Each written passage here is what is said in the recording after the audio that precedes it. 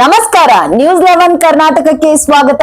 ನಾನು ತಾನಂ. ವಿಜಯಪುರ ಮಹಾನಗರ ಪಾಲಿಕೆಯ 2024-25ನೇ ಸಾಲಿನ ಆಯವ್ಯಯ ಅಂದಾಜು ಪತ್ರಿಕೆಯನ್ನ ಇಂದು ಪಾಲಿಕೆಯ ಮೇಯರ್, ಉಪಮೇಯರ್ ಹಾಗೂ ಆಯುಕ್ತರು ಸೇರಿ ಬಜೆಟ್ ಮಂಡಿಸಿರುವುದಾಗಿ ಪಾಲಿಕೆಯ ಸದಸ್ಯ ಶಿವರುದ್ರ ಬಾಗಲಕೋಟ್ ತಿಳಿಸಿದ್ರು. ಇನ್ನು ರಾಜ್ಯದಲ್ಲಿ ಅತಿ ಹೆಚ್ಚು ಆದಾಯ ಇರುವಂತ ಮಹಾನಗರ ಪಾಲಿಕೆ ವ್ಯಾಪ್ತಿಗಳಲ್ಲಿ ಕರ್ನಾಟಕದಲ್ಲಿ 2ನೇ ಮಹಾನಗರ ಪಾಲಿಕೆ ಎಂದು ವಿಜಯಪುರ ಮಹಾನಗರ ಪಾಲಿಕೆಗೆ ಕರೆಯುತ್ತೇವೆ. ಆದರೆ ಈ ಬಜೆಟ್ನಲ್ಲಿ ಹಲವು ವಿಷಯಗಳು ಮರೀಚಿಕೆಯಾಗಿವೆ ಎಂದರು. ವಿಶೇಷವಾಗಿ ವಿಜಯಪುರ ಮಹಾನಗರ ಪಾಲಿಕೆ 2024-25ನೇ ಸಾಲಿನ ಏನು ಆಯವ್ಯಯ ಅಂದಾಜು ಪತ್ರಿಕೆಯನ್ನು ಇವತ್ತಿನ ದಿವಸ ಪೂಜ್ಯ ಮಹಾಪೌರರು, ಪೂಜ್ಯ ಉಪಮಹಾಪೌರರು, ಆಯುಕ್ತರು ಎಲ್ಲರೂ ಸೇರಿ ಇವತ್ತು ಬಜೆಟ್ ಮಂಡನೆ ಮಾಡಿದರು.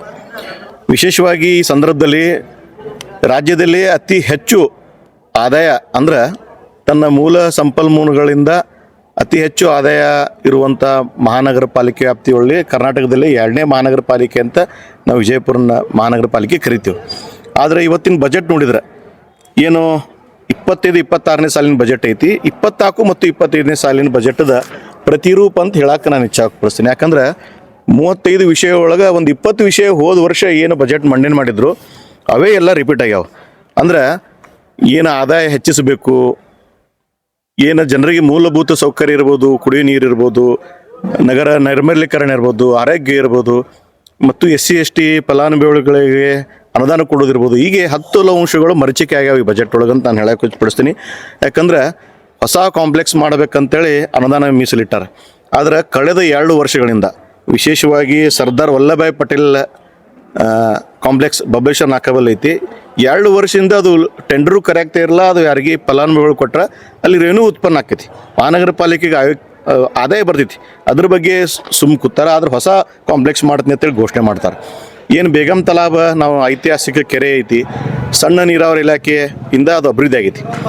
ಅಲ್ಲಿ ಕೂಡ ಟೆಂಡರ್ ಕರೆದ್ರೆ ಚಿಕ್ಕ ಮಕ್ಕಳಿಗೆ ಉದ್ಯಾನ ಇರ್ಬೋದು, ಫುಡ್ ಕೋರ್ಟ್ ಇರ್ಬೋದು, ಅಲ್ಲಿ ಕೂಡ ರೆವೆನ್ಯೂ ಬರ್ತೈತಿ ನಮ್ಮ ಮಹಾನಗರ ಪಾಲಿಕೆಗೆ. ಅದನ್ನು ಕೂಡ 2 ವರ್ಷ ಆಯಿತು, ಅದನ್ನು ಕೂಡ ಹಾಗೆ ಐತಿ. ಮತ್ತು ಇದ್ರ ಜೊತೆಗೆ ಕಳೆದ ಬಜೆಟ್ನಲ್ಲಿ ನಾವು ಬಹಳ ಜನರು ಬೇಡಿಕೆ ವಿಜಯಪುರ ನಗರದ ಜನಸಂಖ್ಯೆ ನೋಡಿದ್ರೆ ಒಂದೇ ಒಂದು ಮುಕ್ತಿವಾಹನ ಇಲ್ಲ. ಇವತ್ತೆಲ್ಲ ಸಮುದಾಯಗಳಿಗೂ ಅಂತ್ಯಕ್ರಿಯೆ ಮಾಡ್ಬೇಕಾದ್ರೆ ಮುಕ್ತಿವಾಹನ ಬೇಕು. ಅಂದ್ರೆ ಬೇರೆ ಬೇರೆ ಸಂಘ ಸಂಸ್ಥೆಗಳು ಅವರು ಸ್ವಲ್ಪಲ್ಲಿ ಏನೋ ಅಮೌಂಟ್ ಜಾಸ್ತಿ ಐತೆ, ಯಾಕಂದ್ರೆ ಅವ್ರು ಮೇಂಟೆನೆನ್ಸ್ ಮಾಡಬೇಕು. ಆ ಮುಕ್ತಿವಾಹನದ ಇದ್ರ ಸಲುವಾಗಿ ಖರ್ಚಿದ ಸಲುವಾಗಿ ಅವರು ಸ್ವಲ್ಪ ಹೆಚ್ಚಿಗೆ ಮಾಡ್ಯಾರ. ಆದ್ರೆ ಮಹಾನಗರ ಪಾಲಿಕೆಯಲ್ಲಿ 2 ಮುಕ್ತಿವಾಹನ ಮಾಡಬೇಕಂತ ನಾವು ಕಳೆದ ವರ್ಷದಿಂದ ನಾವು ಹೇಳ್ತಾ ಇದ್ದೇವೆ.